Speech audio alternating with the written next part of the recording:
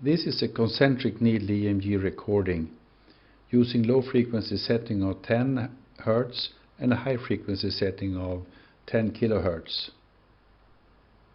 The sweep setting is 10 milliseconds per division.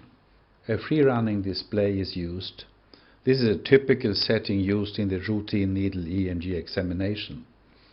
Can you identify this spontaneous activity?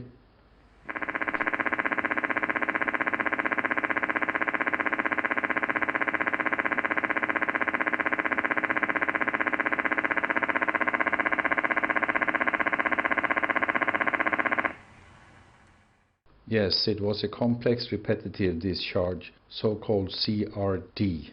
It is produced by a group of denervated muscle fibers. One fiber fires spontaneously and generates a fibrillation potential, which will start the whole cascade of events in the CRD. This is called the principal pacemaker fiber. As a fibrillation potential propagates along this fiber, it passes a supersensitive site, a hot spot, on adjacent fiber which becomes depolarized. This is ephaptic transmission, and the fiber becomes a co-pacemaker.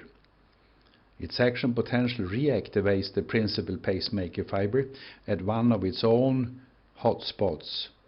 A closed loop is thus created that fires at high rates.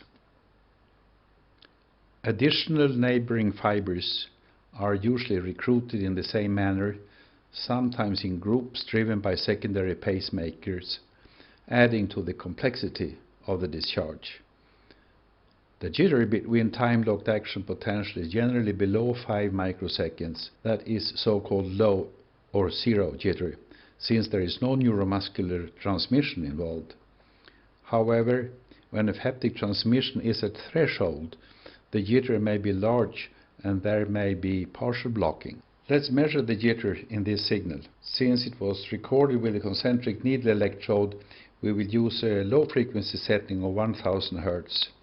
The amplitude trigger and delay line is used for recording discharges at sweep setting of 2 milliseconds per division. Observe the constant waveform of this complex potential and a mechanical sound on the audio monitor.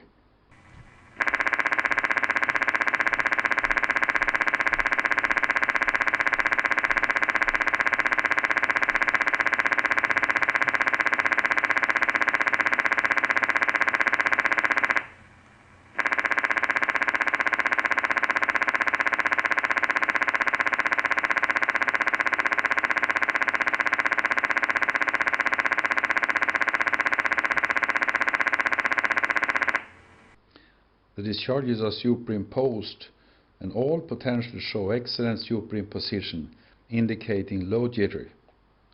We will measure the jitter with respect to the triggering potential, starting with a recording between potentials 5 and 6. The jitter is 4 microseconds.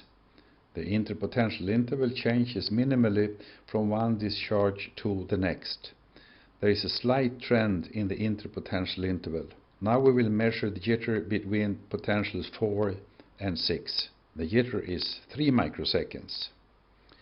Potential 3 is time locked, but I will not use it for jitter measurements. It is not sharp. Its rise time is much higher than the other potentials. For the same reason, I will not analyze potential number 1. Let's measure a jitter between potentials 2 and 6. This jitter is 5 microseconds. Note that all three pairs have a very low jitter that is expected from ephaptic transmission. Furthermore, they all have a very high value for the mean interpotential interval. One would expect to see higher jitter due to velocity recovery function.